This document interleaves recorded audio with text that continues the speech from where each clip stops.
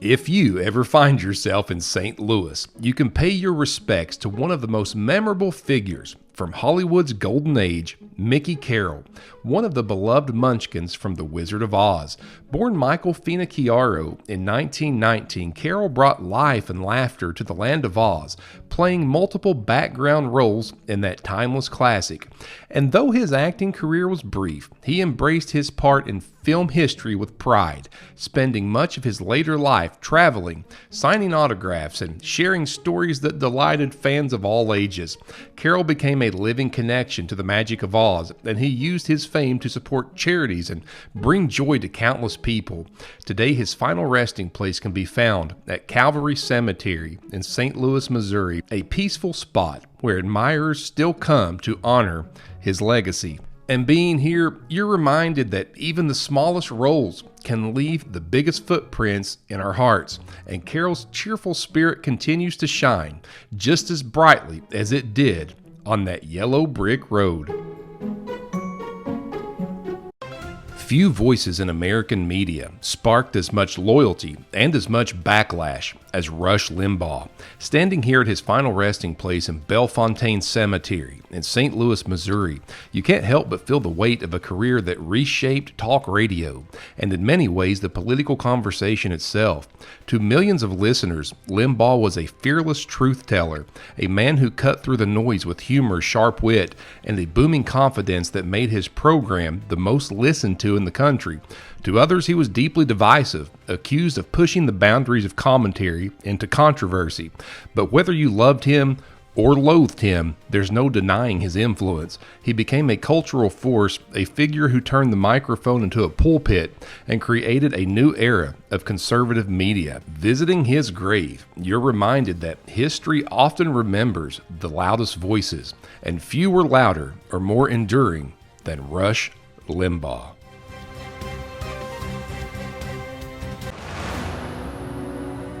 Standing in the quiet expanse of Bellefontaine Cemetery in St. Louis, you can't help but be struck by the sheer scale of the monument that marks the final resting place of William Clark, one of America's most legendary explorers. The towering obelisk rises boldly into the sky, a tribute as immense as the journey he undertook with Meriwether Lewis across an untamed continent.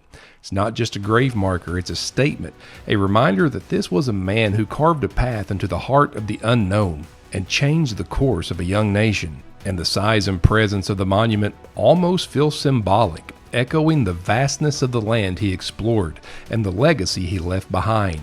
Standing before it, you can almost imagine the echoes of the Missouri River nearby and the footsteps of an expedition that opened the West to generations that followed. Visiting Clark's grave isn't just about seeing where he rests, it's about confronting the scale of history itself, monumental and enduring.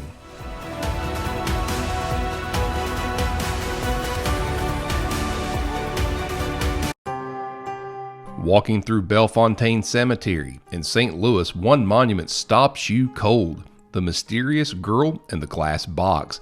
Encased behind a protective pane of glass, a towering marble figure of a woman gazes out with haunting beauty, her features so lifelike they almost seem to breathe. This is the statue tied to the legend of Herman Luyties, a wealthy drugstore owner who fell in love with an Italian model while traveling abroad. When she refused his proposal, he returned home but could not let go, commissioning this very likeness of her. Too heavy for his mansion, it was eventually moved here to stand guard over his own grave. Locals whisper he chose to be buried at her feet so they could be together forever. A tragic love story etched in stone. But don't feel too sorry for him. Records suggest Herman was actually married at the time, making this tale as complicated as it is romantic. Standing before her, you feel the weight of obsession, heartbreak, and a mystery that still grips St. Louis more than a century later. In the golden era of the World Wrestling Federation, one unlikely fan made the leap from the audience to the spotlight.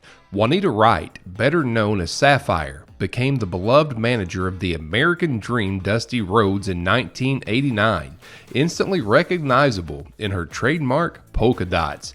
She was the groundbreaking presence as one of the first African-American women featured in a major WWF storyline, but her run ended in dramatic fashion when Ted DiBiase, the $1 Million Man, revealed that he had bought her loyalty with expensive gifts. Though her time in wrestling was brief, Sapphire left a lasting impression on the fans, remembered for her energy, her charm, and of course her connection with Dusty. She passed away in 1996 at just 61 years old, and today rests here at Calvary Cemetery in St. Louis, Missouri. Do any of you out there have any memories of Sapphire?